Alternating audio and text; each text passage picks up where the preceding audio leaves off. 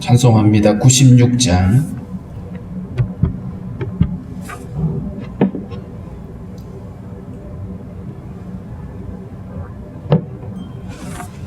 (96장입니다)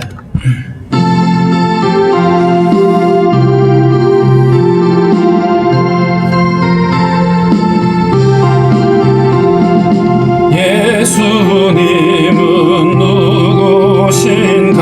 우는 자의 위로와 없는 자의 풍성이며 전한 자의 높음과 잡힌 자의 노임되고 우리 기쁨 되시네.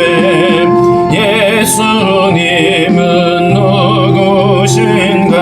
약한 자의 강함과 눈먼 자의 빛이시며 병든 자의 고침과 죽은 자의 부활되고 우리 생명 되시네. 예수님은 누구신가? 주한 자의 정함과 죽을 자의 생명이며 죄인들의 중보와 멸망자의 구원되고 우리 평화 되시네. 예수님은 누구신가? 온 교회의 머리와 온 세상의 구주시며 모든 왕의 왕이요 심판하실 주님 되고 우리 영광 되시네. 기도하겠습니다. 하나님 아버지, 감사합니다. 죄악된 세상 가운데서 오늘도 우리에게 하나님 아버지 새날을 허락해 주시고 하나님 앞에 나와서 찬양하며 기도하게 하신 하나님 감사합니다. 오늘 한 날도 온전히 주님 허락하신 날이기에 주님과 동행하며 주의 뜻을 이루며 살아갈 수 있도록 우리에게 믿음과 지혜를 허락하여 주시옵소서. 하나님 아버지, 결코 우리가 세상에 섞여 있거나 세상과 타협하지 아니하도록 날마다 우리가 믿음으로 깨어 있도록 주님 도와주시기를 원합니다. 무엇보다도 아버지, 날마다 우리가 예수 그리스도를 바라보며 주님을 닮는 삶을 살아가기에 부족함이 없기를 원합니다. 하나님 아버지, 우리를 아버지 구별되이 부르셔서 하나님의 거룩한 교회로 삼으셨사오니 날마다 깨어서 이 어둠 세상 가운데서 밝은 빛으로 드러날 수 있도록 우리를 주관하여 주시기를 원하고 기도합니다. 하나님 아버지, 특별히 또 이렇게 코로나가 창궐하여서 많은 사람들이 고통을 당하고 있고 어려움을 겪고 있는 가운데 있사오니 주님의 긍휼하심으로 함께하여 주시고 속히 아버지 하나님 이 공포에서 이 어려움에서 벗어날 수 있도록 주님 도와주시기를 원하고 기도합니다. 하나님 아버지, 원하옵는 것은 방역당국과 또 의료진들을 지켜주셔서 어려움이 없게 하시고 하나님의 감당할 수 있도록 지혜를 허락하여 주시기를 원하고 기도합니다. 하나님 아버지, 성도들의 가정과 기업을 주의 은혜 가운데 붙잡아 주시고 아버지 모든 연약함들이 아버지 치유되게 하시고 고침받을 수 있도록 은혜 주시기를 원합니다. 육신의 연약함 가운데 있는 이들을 치료하여 주시고 강건함으로 지켜주시고 새 힘을 허락하여 주시옵소서. 하나님 아버지, 낙심한 자들, 마음에 두려워하는 자들 주님께서 담대함을 허락해 주시고 하나님 평강을 허락하여 주시기를 원하고 기도합니다. 기도합니다. 하나님 아버지, 이제 곧 새 학기가 시작되어지는데 우리 다음 세대들 지켜주시고 우리 또 믿음의 자녀들 하나님께서 붙잡아 주셔서 어려서부터 믿음으로 잘 세워져 갈 수 있도록 하나님 도와주시기를 원하고 기도합니다. 아버지, 대통령 선거를 앞두고 있습니다. 하나님 보시기 합당한 자가 세워질 수 있도록 도우시며 함께하여 주시옵소서. 하나님 아버지, 오늘도 주신 말씀 우리가 잘 이해할 수 있도록 주께서 우리 안에 깨닫는 마음들을 허락하여 주옵소서. 추운 날씨 속에 나라에 부름받은 형제들 지켜주시고 강건함으로 붙잡아 주옵소서. 예수님의 이름으로 기도하옵나이다. 아멘. 452장입니다.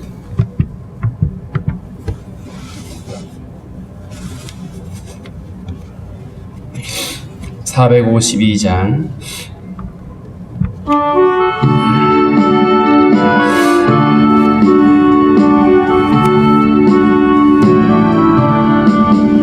내 모든 소원 기도의 제목 예수님 닮기 원함이라. 예수님 영상 나 입기 위해 세상에 보아 기잖네. 예수님 닮기 내가 원하네. 날 구원하신 예수님을 내 마음속에 지금 고도사 주님의 형상인 지소서. 무한한 사랑 풍성한 긍휼 슬픈 자 위로하시는 주. 길 잃은 죄인 부르는 예수 그 영상 닮게 하옵소서. 예수님 닮기 내가 원하네. 날 구원하신 예수님을 내 마음속에 지금 고도사 주님의 영상인 지소서. 겸손한 예수 거룩한 주님 원수의 멸시 참으시사 우리를 위해 고난을 받은 구주를 닮게 하옵소서. 예수님 닮기 내가 원하네. 날 구원하신 예수님을 내 마음속에 지금 고도사 주님의 영상인 지소서.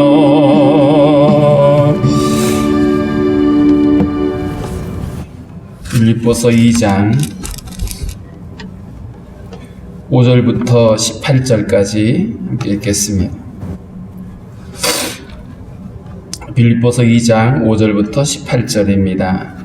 너희 안에 이 마음을 품으라. 곧 그리스도 예수의 마음이니 그는 근본 하나님의 본체시나 하나님과 동등됨을 취할 것으로 여기지 아니하시고 오히려 자기를 비워 종의 형체를 가지사 사람들과 같이 되셨고 사람의 모양으로 나타나사 자기를 낮추시고 죽기까지 복종하셨으니 곧 십자가에 죽으심이라. 이러므로 하나님이 그를 지극히 높여 모든 이름 위에 뛰어난 이름을 주사 하늘에 있는 자들과 땅에 있는 자들과 땅 아래에 있는 자들로 모든 무릎을 예수의 이름에 꿇게 하시고 모든 입으로 예수 그리스도를 주라 시인하여 하나님 아버지께 영광을 돌리게 하셨느니라. 그러므로 나의 사랑하는 자들아, 너희가 나 있을 때뿐 아니라 더욱 지금 나 없을 때에도 항상 복종하여 두렵고 떨림으로 너희 구원을 이루라. 너희 안에서 행하시는 이는 하나님이시니 자기의 기쁘신 뜻을 위하여 너희에게 소원을 두고 행하게 하시나니 모든 일을 원망과 시비가 없이 하라. 이는 너희가 흠이 없고 순전하여 어그러지고 거스리는 세대 가운데서 하나님의 흠없는 자녀로 세상에서 그들 가운데 빛들로 나타내며 생명의 말씀을 밝혀 나의 다름질이 헛되지 아니하고 수고도 헛되지 아니하므로 그리스도의 날에 내가 자랑할 것이 있게 하려 함이라. 만일 너희 믿음의 재물과 섬김 위에 내가 나를 전제로 드릴지라도 나는 기뻐하고 너희 무리와 함께 기뻐하리니 이와 같이 너희도 기뻐하고 나와 함께 기뻐하라. 아멘. 우리가 믿음 생활하면서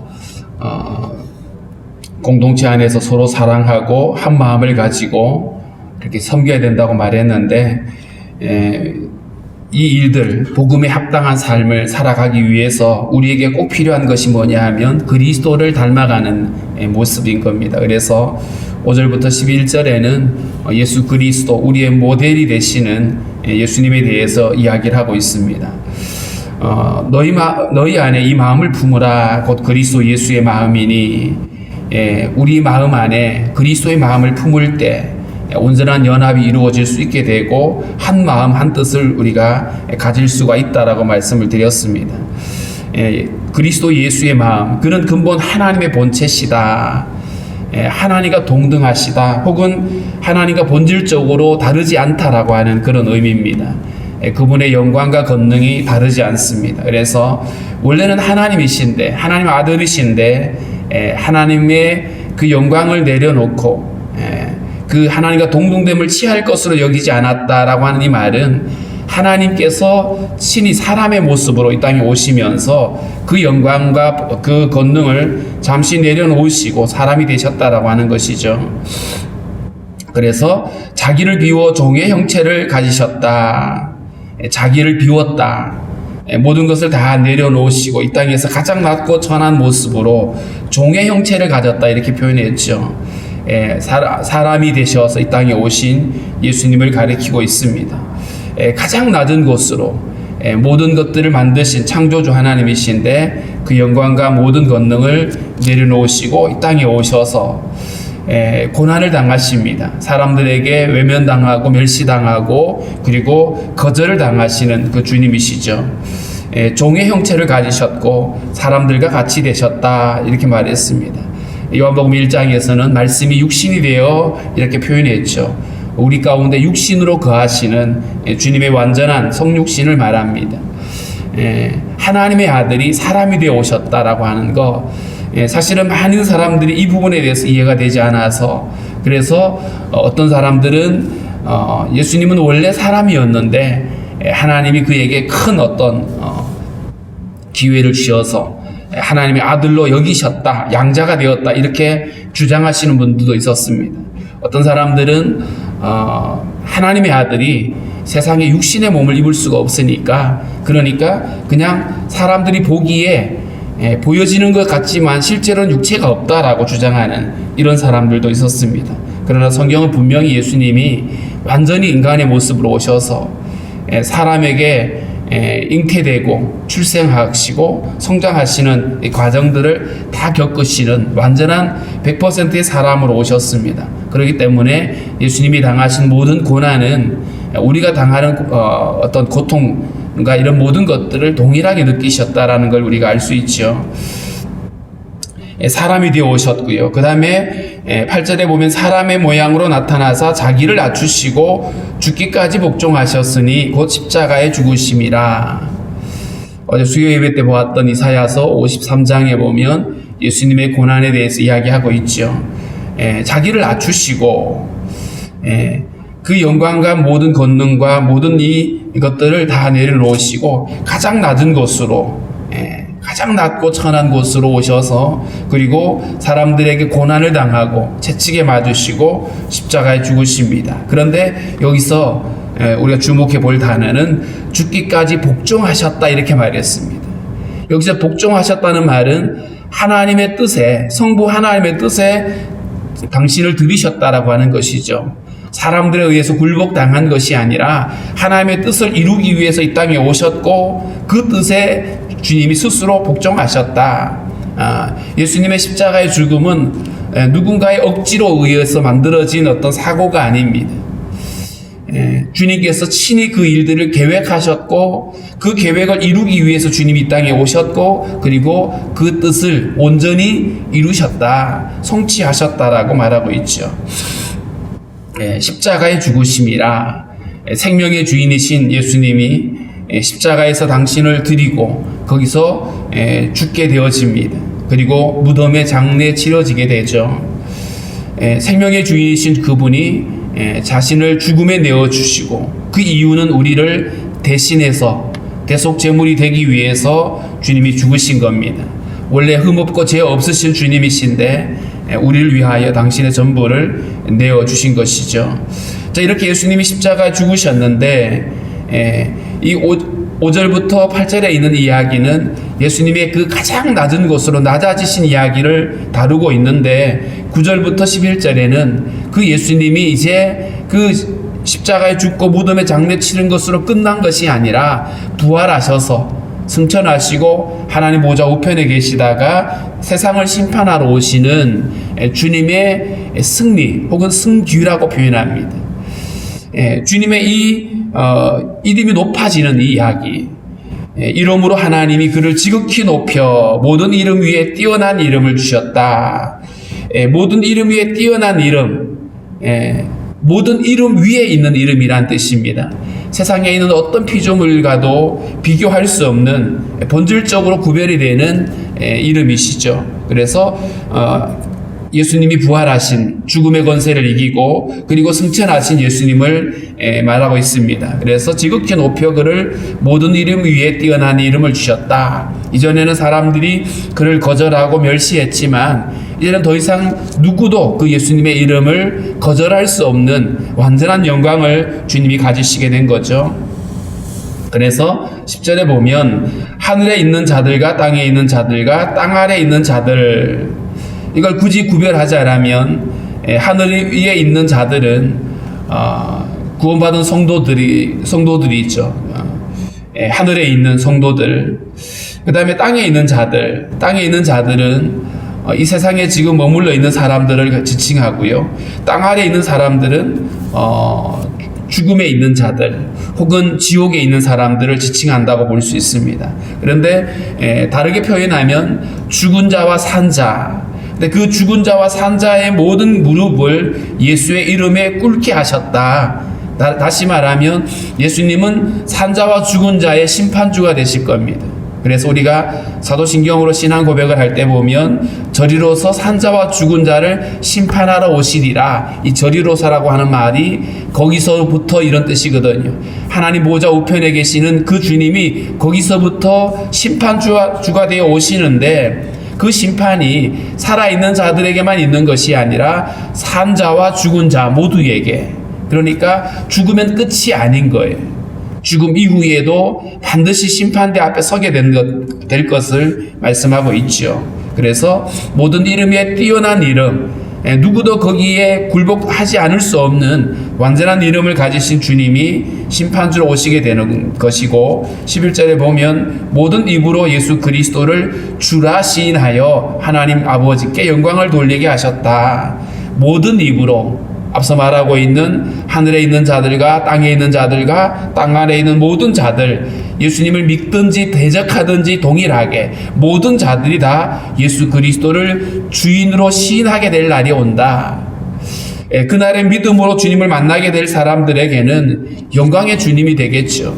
그러나 주님을 대적하던 자들, 주님을 인정하지 않고 있던 사람들, 그날에는 부정할 수 없습니다. 그런데 그들은 그 주님이 심판주가 되어져서 크고 두려운 주님이 되어지겠죠.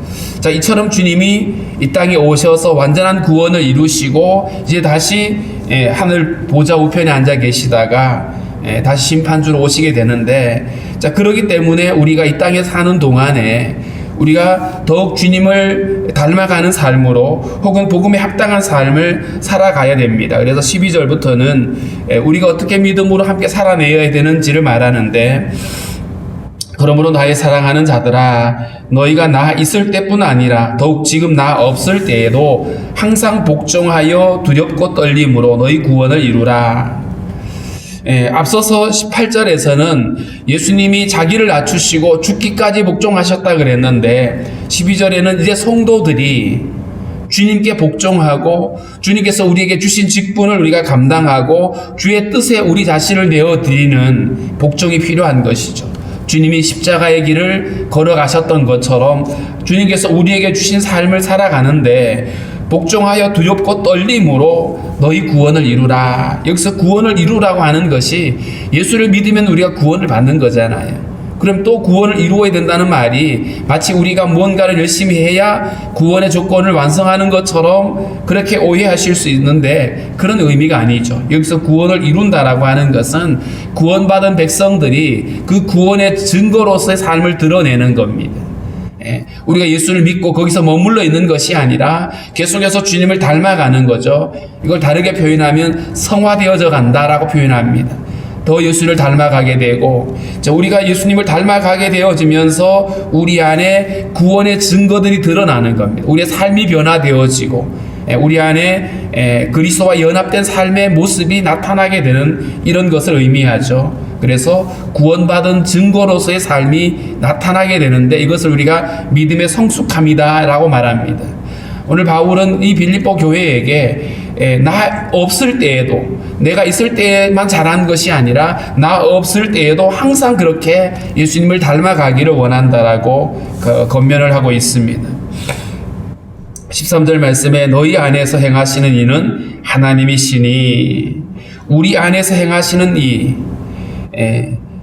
예수님이 우리 안에 거하시고 성령으로 우리를 충만하게 하시고 우리를 말씀으로 이끄시잖아요. 자, 그렇기 때문에 성도들 안에는 언제나 우리의 주인 되신 하나님이 계신다. 그렇기 때문에 너희 안에 행하시는 이가 하나님이시라고 하는 이 말의 의미에서 우리의 믿음의 어떤 이 성숙함이 나의 어떤 생각이나 다짐이 아니라 내 안에 거하시는 주님으로 말미암아 가능해진다는 거죠. 그러니까 영적 성숙의 주체가 내가 아니라 믿음으로 살아가는 그 삶이 내가 주인이 아니라 주님이 주인 되시는 거예요. 그래서 그 주체가 하나님이시다. 너희 안에 행하시는 은혜는 하나님이시고 자기의 기쁘신 뜻을 위하여 너희에게 소원을 두고 행하게 하신다라고 말했습니다.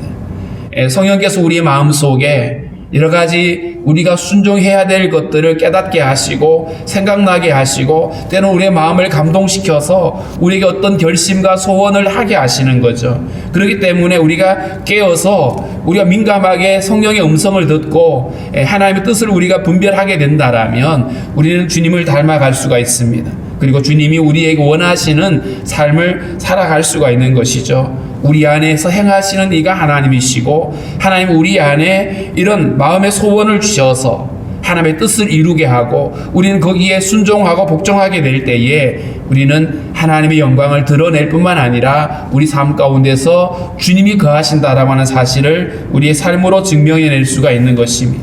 자, 그러면서 14절에는 모든 일을 원망과 시비가 없이 하라 이렇게 말했죠. 공동체를 함께 섬기고 이렇게 함에 있어서 철저하게 기쁨으로 감사함으로 하나님을 경외함으로 이 일을 감당해야 되는데 앞서 여러 사람들의 사례들처럼 원망하고 시기하고 다툼과 허영으로 주의 일을 하는 이런 일들을 하지 말기를 원하고 있는 거죠. 모든 일을 원망과 시비가 없이 해라. 감사함으로 자원하는 마음으로 사랑하는 마음으로 섬기라고 얘기를 하고 있습니다. 마치 주님이 우리를 사랑하신 것처럼 주님이 이 땅에 오셔서 하나님의 뜻을 이루기 위해서 기쁨으로 그 일을 감당하셨던 것처럼 주님이 우리 각 사람에게 주신 그 모든 마음의 소원들 하나님 우리에게 주신 여러 가지 많은 그 은사를 따라서 우리가 정말 자원하는 마음으로 기쁜 마음으로 일을 감당하기를 원하고 있습니다. 15절에 이는 너희가 흠이 없고 순전하여 어그러지고 거스리는 세대 가운데서 하나님의 흠없는 자녀로 세상에서 그들 가운데 빛으로 나타내며 이렇게 되어 있습니다. 여기서 오늘 바울은 빌립보 이 성도들이 어떤 모습으로 세워지기를 원하고 있는지를 말하고 있죠. 흠이 없고 순전하여, 흠없고 순전한 것, 이것은 우리가 그리스도로 살아갈 때만 가능한 겁니다. 원래 우리는 흠이 많고 깨끗하지 않았습니다. 그런 우리가 예수님을 믿게 되고 죄사함을 받게 되고 우리 안에 예수 그리스도가 거하시고 그리스도를 믿는 믿음으로 살아가게 될 때에 우리는 비로소 거룩한 백성으로 흠없는 자로 살아갈 수가 있습니다. 흠이 없는 하나님 앞에 나아가는 성도가 여전히 거짓되고 여전히 비천하고 더러움 가운데 있다라면 그것은 하나님의 영광을 드러낼 수도 없겠죠. 그래서 주님을 닮아가는 우리의 삶에서 더욱 우리가 믿음으로 더 성숙되어져 가고 성화되어져 가는 이 모습에서 무엇보다도 성도들이 거룩하고 성결한 삶을 살아갈 수가 있어야 된다. 이 거룩하고 성결한 삶은 어떤 외형적인 의식이 아니라 우리 안에 말씀을 조차 순종하게 될 때에 그것이 비로소 우리의 거룩함이라고 말씀을 드렸습니다. 성도의 거룩함은 말씀에 순종할 때에 거기서 나타나는 것이지 어떤 의식이나 아니면 어떤 외형적인 어떤 이 꾸밈으로 되는 것이 아니다. 뭐 걸음을 느릿느릿하고 사람들한테 말을 천천히 하고 이런 것이 거룩이 아닌 거죠. 우리가 죄에서 우리 자신을 멀리하고 날마다 예수 그리스도를 믿음으로 따라가고 말씀을 쫓아 행하게 되어질 때에 그것이 비로소 성도들의 거룩한 삶인 것이죠. 이 거룩한 삶을 살게 될 때에 우리 안에 주님의 영광이 드러나게 되고 예수가 나타나게 되어 있는 것입니다. 우리가 살고 있는 이 시대는 어그러지고 거스리는 세대다. 하나님의 뜻을 반역하는 세대죠. 우리가 조금만 눈을 들어보면 얼마나 세상이 하나님을 반역하는지 알 수 있습니다. 진리를 거스리고 하나님의 말씀조차도 왜곡시키고 이런 시대를 살고 있어요. 이런 시대에 우리 그리스도인들이 하나님의 흠없는 자녀로 세상 가운데서 빛들로 나타내야 된다. 마태복음 5장에서는 우리를 가리켜서 너희는 세상의 빛이라고 주님 말씀하셨거든요. 어둠의 시대에 우리가 빛이 될 수 있는 유일한 가능성은 우리 안에 빛 대신 주님이 거하실 때만이 가능합니다. 우리는 원래 빛이 아니었어요. 우리 스스로 빛을 드러낼 수가 없는 겁니다. 우리 교회 마당에 가로등이 있죠. 어두워지면 가로등에 전기가 들어오고 등불이 밝혀집니다. 스스로 빛을 드러낼 수가 없어요. 그 안에 에너지가 들어올 때에 빛이 드러내는데 우리 그리스도인들의 삶에서 어떻게 빛이 드러나냐? 우리 어떤 선함이나 우리 어떤 대단함으로 빛이 드러나는 게 아닙니다. 우리가 뭘 잘하고 성공해서 그래서 빛이 되는 것이 아니고 우리 안에 빛 대신 주님이 거하시면 우리는 빛이 드러나게 돼 있습니다. 내 안에 주님이 계시지 않으면 우리는 어떤 모습으로도 빛을 드러낼 수가 없어요. 그래서 이 어그러지고 거스리는 세대, 이 어둠의 시대에 우리가 하나님의 흠없는 자들로 빛 가운데로 나타나야 된다. 그러기 위해서는 우리가 늘 우리 안에 예수 그리스도를 바라보고 주님을 닮아가야 되는 것이죠. 16절에 생명의 말씀을 밝혀 나의 다름질이 헛되지 아니하고 수고도 헛되지 아니하므로 그리스도의 날에 내가 자랑할 것이 있게 하려 함이라.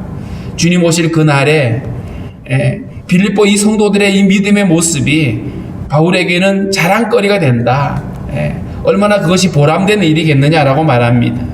예수님 앞에서 자랑할 것을 이야기하는 게 아니고 이것이 그에게는 기쁨이고 믿음의 열매인데 특별히 생명의 말씀을 밝혀 이 밝힌다는 말이 붙들린다 이런 표현입니다. 생명의 말씀에 붙들려 살아가는 모습 우리가 믿음으로 산다라고 하는 것이 다르게 표현하면 말씀을 쫓아 사는 것이거든요. 그러니까 말씀을 쫓아 산다는 말은 말씀에 순종하며 사는 겁니다. 그것이 우리의 거룩함일 뿐만 아니라 말씀을 쫓아 살아가게 될 때에 거기에 우리의 승리가 있는 거예요. 말씀에 붙들려 사는 것, 말씀에 순종하며 사는 것, 이게 바로 우리가 믿음으로 더 성숙해지고 거룩해질 수 있는 통로인 것입니다. 생명의 말씀을 밝혀 생명의 말씀에 붙들려서 거기서 우리가 살아가게 되는 것, 다르게 표현하면 주님의 복음을 함께 드러내게 되고 복음 가운데 살아가는 것, 믿음으로 살아가게 되어질 때에 우리 안에 이처럼 주님의 영광을 드러내게 되고 우리의 구원을 이루었다고 할 만큼 우리 안에 구원받은 증거로서의 삶을 드러낼 수가 있는 것입니다. 이 모든 것들을 다르게 표현하면 우리가 그리스도와 연합되어 사는 삶인 것이죠. 17절 말씀, 만일 너희의 믿음의 제물과 섬김 위에 내가 나를 전제로 드릴지라도 나는 기뻐하고 너희 무리와 함께 기뻐할 것이다.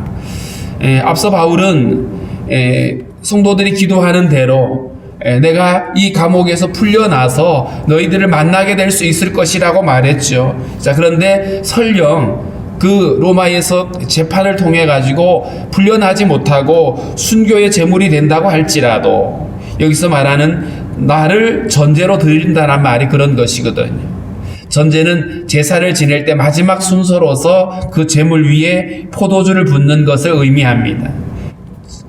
바울이 자신이 순교의 제물이 되는 것을 전제로 드린다라고 표현했는데 설령 그런 일이 있더라도 나는 기뻐하고 너희 무리와 함께 기뻐할 것이다. 내가 풀려나지 못하고 순교의 제물이 되더라도 나는 기뻐한다라고 이렇게 말하고 있고요. 뿐만 아니라 이와 같이 너희도 기뻐하고 나와 함께 기뻐하라고 말합니다. 바울이 당한 이 고난들, 감옥에 갇혀 있고 또 재판을 앞두고 있는 그의 모습인데, 바울은 그럼에도 불구하고 어떤 결과가 주어진다고 하더라도 나는 기뻐할 것이고 너희도 함께 기뻐하라고 이렇게 말하고 있습니다. 왜냐하면 이렇게 말할 수 있는 유일한 근거는 그는 늘 거기가 어디에 있든지 간에 늘 주님과 함께 하고 있었기 때문이죠. 감옥에 있는 동안에도 주님이 함께 계셨고, 복음을 전할 때도 주님이 함께 계셨고, 또 순교의 제물로 드려진다고 하더라도 그곳에서 주님과 함께 할 것이라고 그는 계속해서 확신하고 있기 때문에 그는 두려워하지 않고 어떤 결과의 상황에서도 기뻐할 수 있다라고 말씀하고 있습니다.